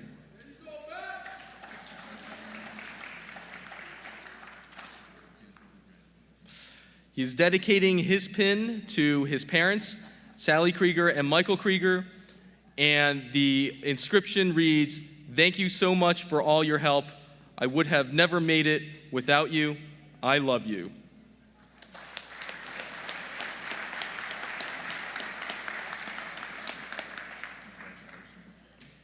Next, we have Benjamin Landry from Lewiston, Maine.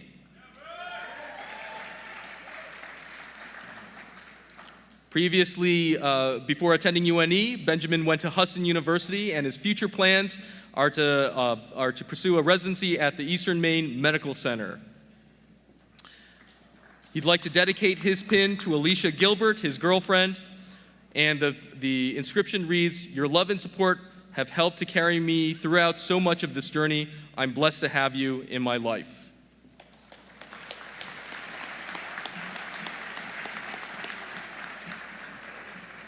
Next, we have Nina Lee from California. Nina has a Bachelor of Science in Biology from the University of California, Riverside.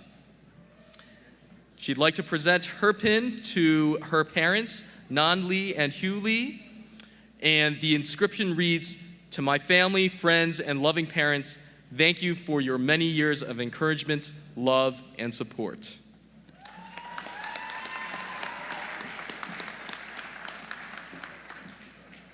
Next, we have Yen Lee from Sacramento, California. Yen has a BS in biology from California State University, Sacramento, and her future plans are to go back to California to practice. She'd like to dedicate her pin to her mom and her husband, and the inscription reads, "Thank you for all the support you have given me, Mom, and thanks to my husband for all those 5 a.m. wake-up calls and FaceTime study sessions."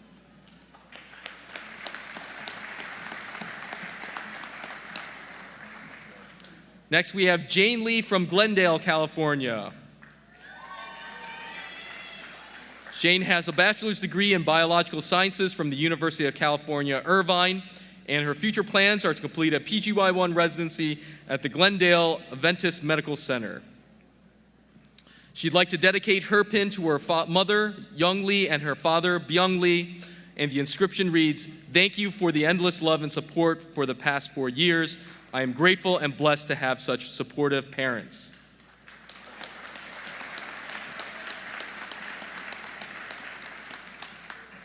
Next, we have Stephen Luciano from Revere, Massachusetts.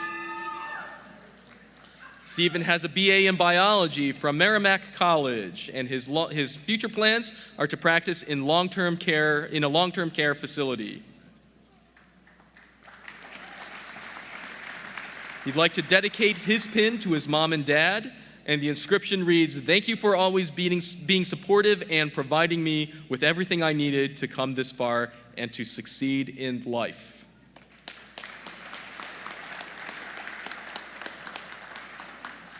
Next, we have Tony Lee from Kirkland, Washington. Tony has a Bachelor of Science in Microbiology from the University of Washington, the other UW, sorry. and his future plans are to advance the profession through pharmacy informatics. He'd like to present his pin to his parents, May, Jason, and Elizabeth Lee, his sister, and the inscription reads, "Thank you for your love and support."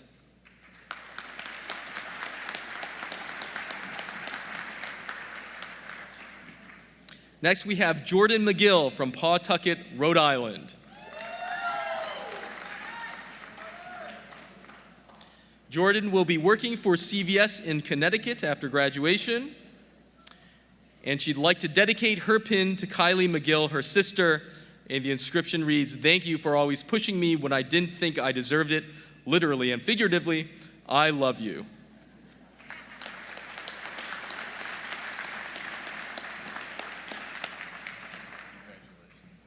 Next, we have Nicholas Michaud from Kensington, New Hampshire.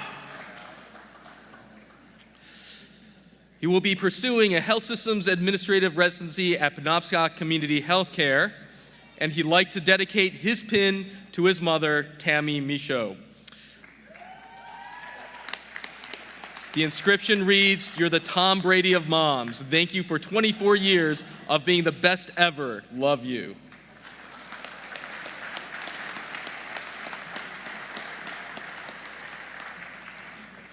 Next, we have Tyler Moody from Augusta, Maine.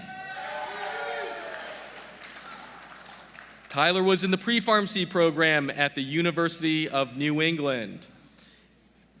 He'd like to dedicate his pin to his family, and the inscription reads, "Thank you for all of your support.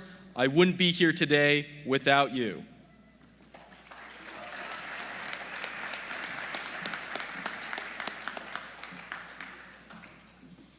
Next, we have Catherine Moore from Seaford, New York.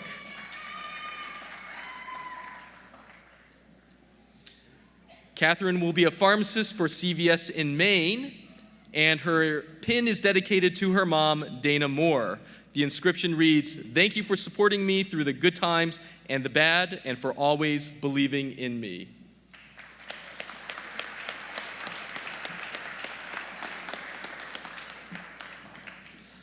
Next, we have Annalisa Muir from Derby Line, Vermont.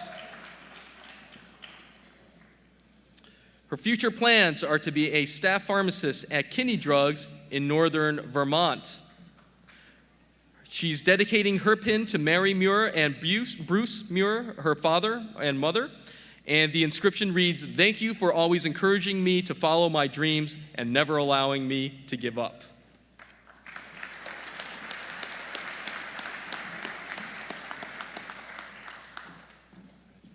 Next, we have Eliza Mullen from Wayne, Maine.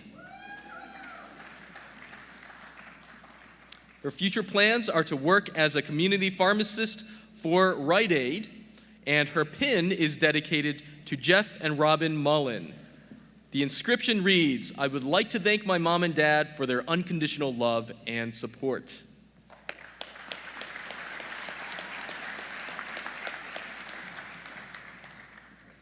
Next, we have Dang Nguyen from Arlington, Texas.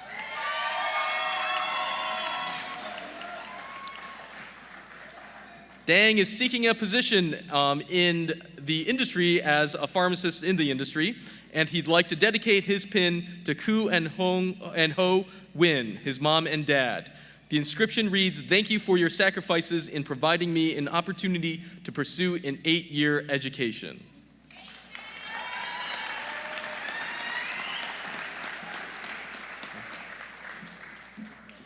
Next, we have Thuy Nguyen from San Diego, California.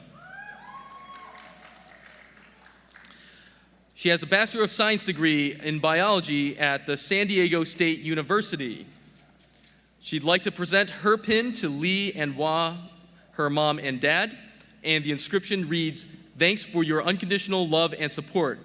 You made me the person I am today."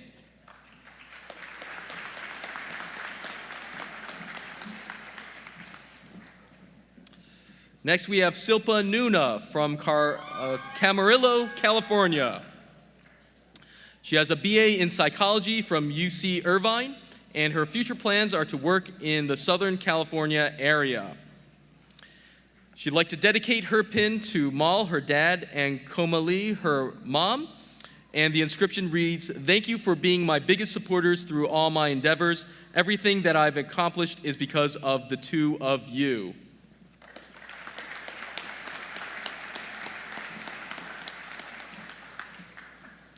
Next, we have Ashley Odie from Scarborough, Maine. Ashley has a BS in biology from USM, and her future plans are to work for CVS Pharmacy in Maine. She'd like to dedicate her pin to her mom, Debbie Odie. "Thank you for all your love and support throughout school. I wouldn't have been able to do it without you."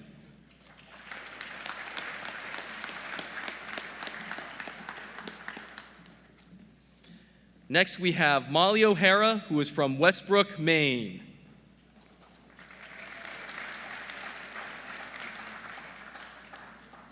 Molly would like to dedicate her pin to her mom and dad, and the inscription reads, "Thank you for everything. I love you."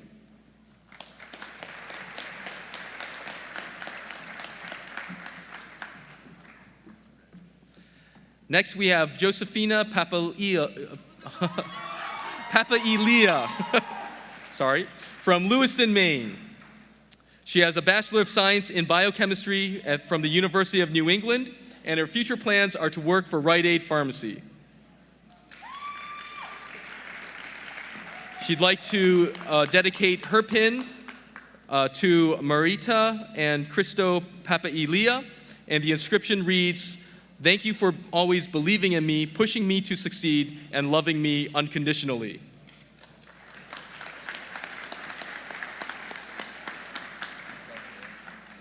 Next, we have Brian Park from Philadelphia, Pennsylvania. Brian has a BS in biochemistry from Temple University, and his future plans are to complete a PGY1 residency at New York Methodist Hospital. He'd like to dedicate his pin to Chung and Kyung Park, and the inscription reads, "Thank you for your support, and I love you."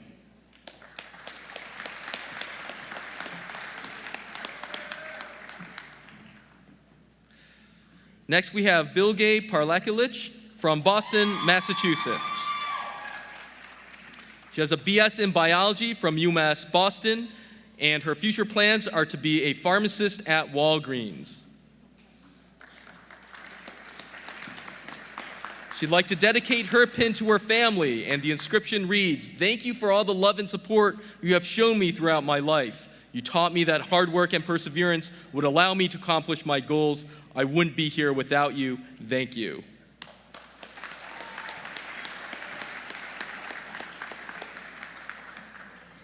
Next, we have Catherine Patstone from South Berwick, Maine.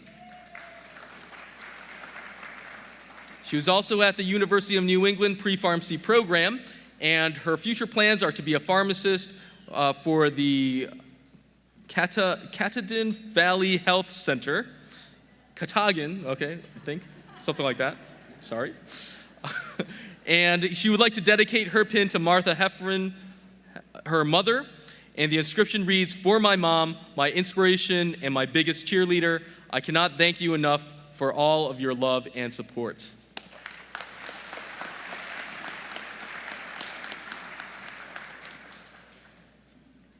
Next, we have Erica Paulette from Brunswick, Maine.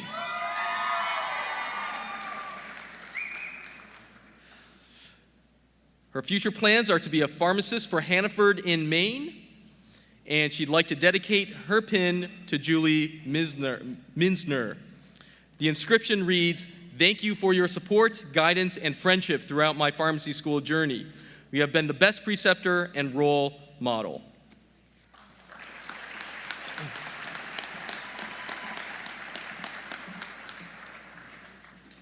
Next, we have Ariana Perry from Oakland, Maine.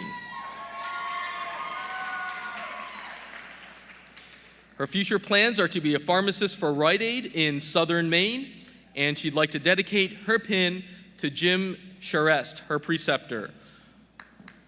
The inscription reads, "Thank you for all your support and guidance the last 4 years.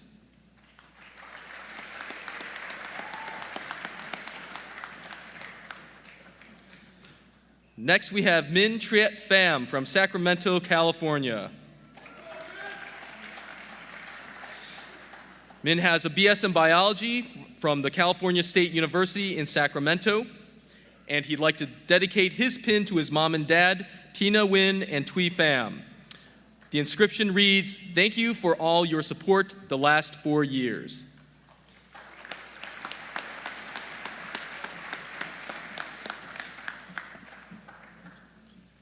Next, we have Vanna Phan from Westminster, California. She has a BA in psychology from the University of California, Irvine. She'd like to dedicate her pin to Tiffany Phan, her mother. And the inscription reads, "Thank you for all your love and support throughout the years. I could not have done it without you."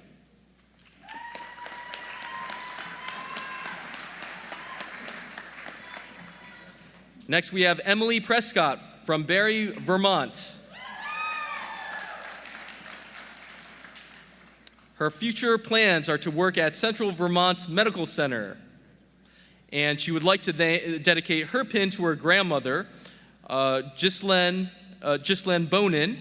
And the inscription reads, "You have been there for me every step of the way. I'm so grateful to have your support and to have you as my mère."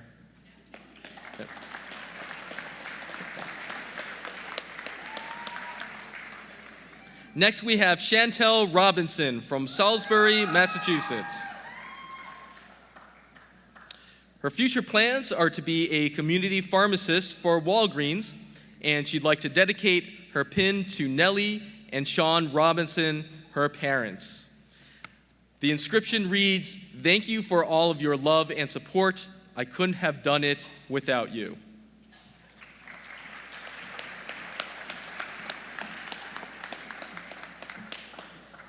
Next, we have Lindsay Robusto from California, Maryland.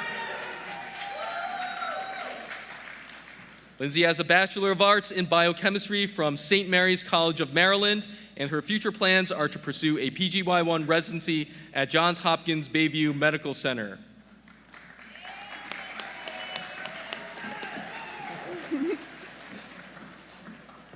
She'd like to dedicate her pin to John Robusto and Deborah Allen, her parents. And the inscription reads, "You both have been my rocks and my stepping stones. There is no question that you got me where I am today. Thank you."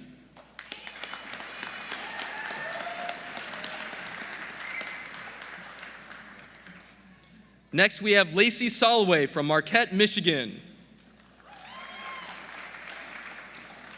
Lacey has a BS in chemistry from Northern Michigan University, and her future plans are to begin working for Rite Aid in Michigan.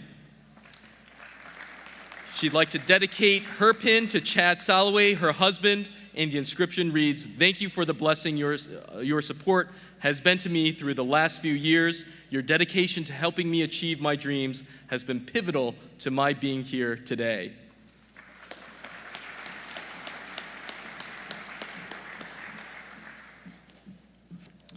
Next, we have Linda Tran from Orange County, California. Linda has a BS in biology from the University of California, and she would like to present her pin to her mom and dad. The inscription reads, "I'm finally done with school. Now it's time for you both to reap the benefits, and let me take care of you. I love you."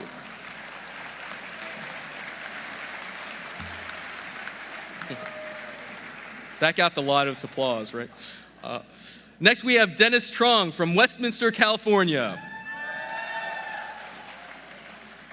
Dennis has a Bachelor of Biology Science at the University of California, Irvine. His future plan is to work for Rite Aid in California.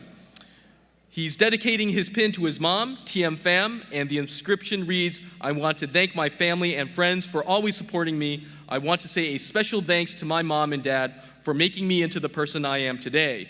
I wouldn't be here without you too."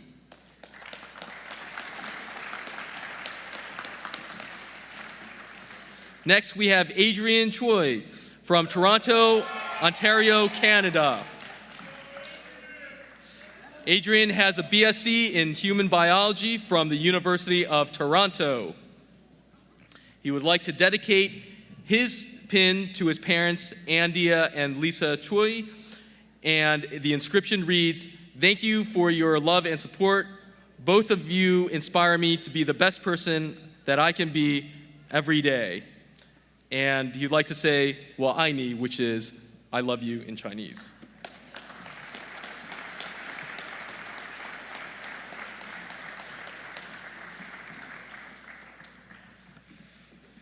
Next is Stephanie Vo from Honolulu, Hawaii. Stephanie has a BA in economics from the University of Hawaii, and she would like to dedicate her pin to her parents, An Vo and Tracy Vo.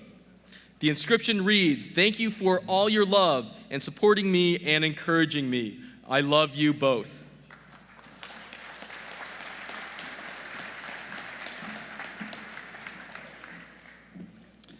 Next, we have Tien Vo from San Jose, California.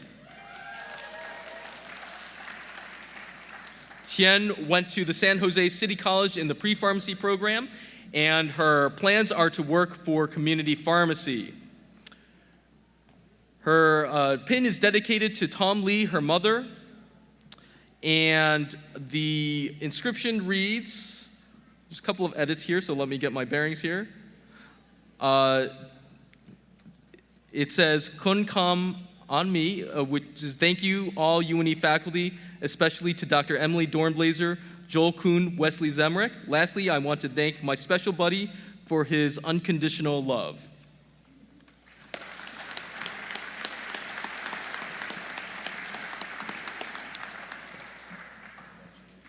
Next, we have Trung Vu from Philadelphia, Pennsylvania.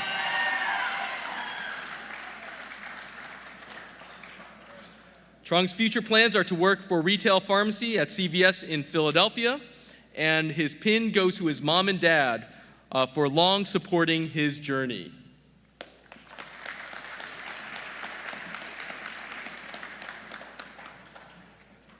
Next, we have Punzo Wangden from Fairfield, California. Punzo has a BA in mathematics from UC Davis, and his future plans are to work at the Walmart pharmacy in Vacaville, California. His pin goes to Ama Chimilamo, his mother, and the inscription is, "My dad is a pretty cool dude, but Ama La mother, you are the rock and the pillar of the family. Tuk Jiche, Shukri Ya, gracias, and thank you."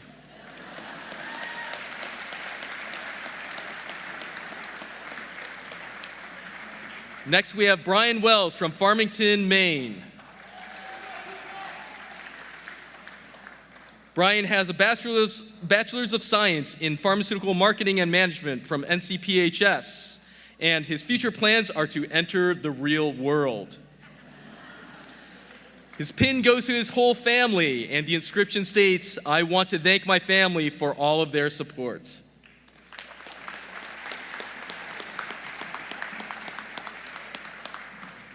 Next, we have Bonnie Wong from Monterey, California. Bonnie has a BS in pharmacological chemistry from the University of California, San Diego. Her pin goes to Paul and Marilyn Wong, her parents, and the inscription reads, "Thank you, Mom and Dad, for motivating and supporting me through all these years of school with your love and encouragement. Love you both."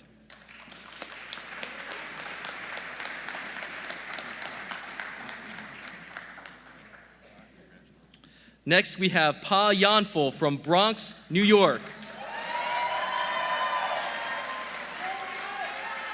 Pa has graduated from Binghamton University, the State University of New York, with a degree in chemistry, and next year he'll be a pharmacy resident at Xavier University in New Orleans.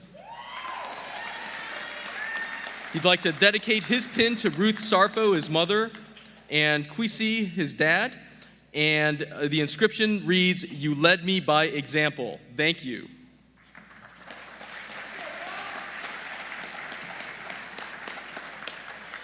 Last but not least, Darnall Umal from San Diego, California.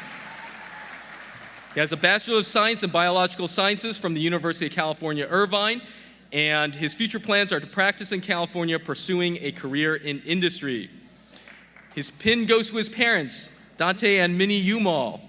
To my loving parents who continue to support me in all my endeavors, please know that I will never be able to express my gratitude enough. Thank you.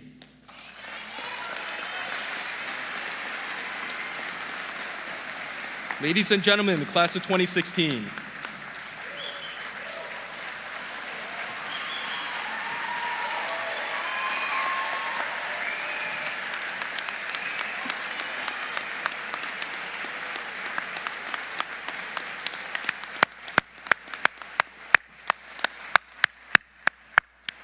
Are we ready for another round of applause? Dean Brazeau, honored guests, faculty, family, and friends, we present to you the University of New England College of Pharmacy class of 2016.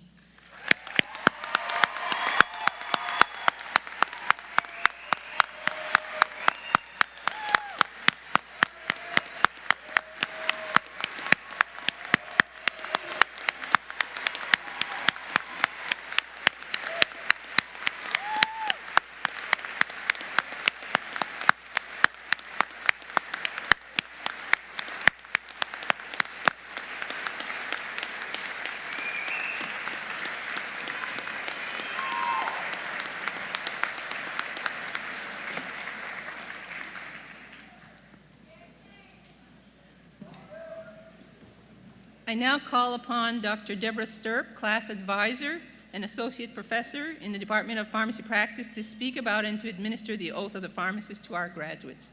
Dr. Stirp.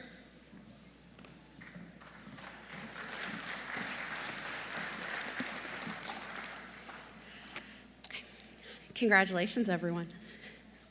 So the oath of a pharmacist is a commitment to remain a competent practitioner and to be a caring health professional. It is our privilege to witness your transition from pharmacy student to committed pharmacy professional. Pharmacy is a noble profession. The role of the pharmacist has grown and evolved over time. Your guidance and advice as the medication expert will be regularly sought to improve symptoms, health, and wellness outcomes, as well as when to seek medical attention.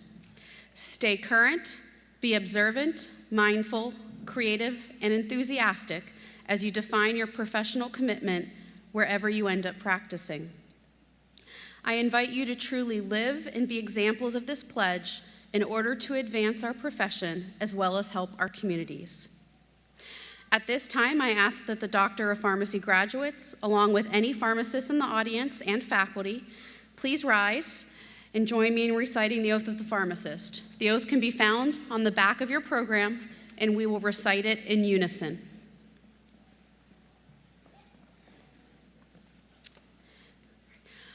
I promise to devote myself to a lifetime of service to others through the profession of pharmacy. In fulfilling this vow, I will consider the welfare of humanity and relief of suffering my primary concerns. I will apply my knowledge, experience, and skills to the best of my ability to assure optimal outcomes for my patients.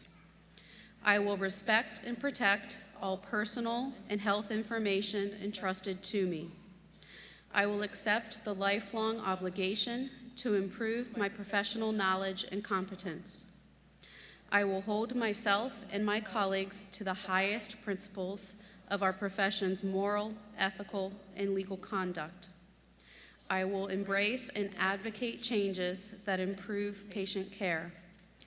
I will utilize my knowledge, skills, experiences, and values to prepare the next generation of pharmacists. Take these vows voluntarily with the full realization of the responsibility with which I am entrusted by the public. On behalf of the profession of pharmacy, congratulations and best wishes.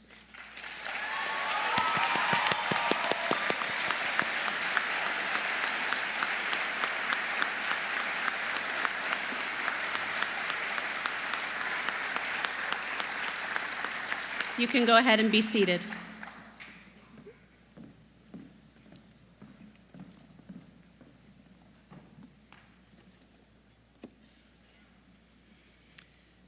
Thank you, Dr. Sturp.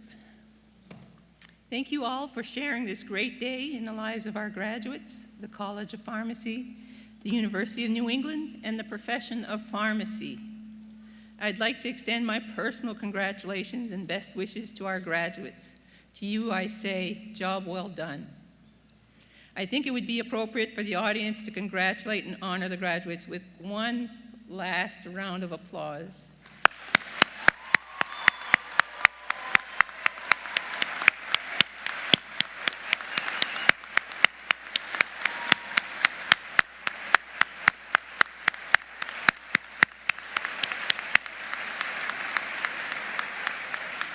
Thank you.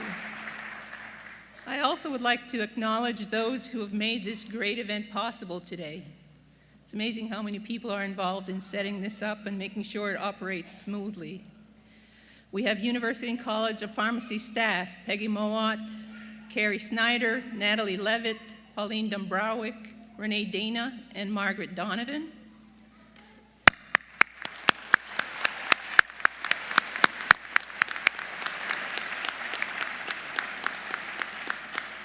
We have some of our Dean's ambassadors who came and stayed to help us with today's ceremony. Kyle Hedquist, Sam Cushing, Harry Yap, Kelly Sawyer, Christina Fields.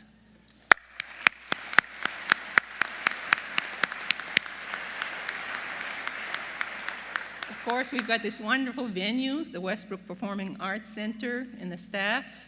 The musical performances by the Portland Brass.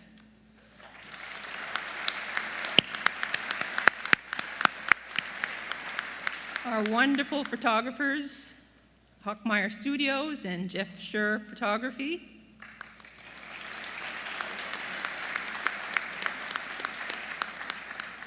A very special thank you to Dennis Letelier for signage and setup assistance. He was here very early this morning putting up those flags in the entryway. We thank you, Dennis. And then, as mentioned earlier, we can clap for Dennis. I don't know where he is. Dennis is amazing. He's there whenever we need him for signage. As mentioned earlier, this ceremony was live streamed and recorded and will be available for viewing. For that, a thank you to David Diego for being here today and recording.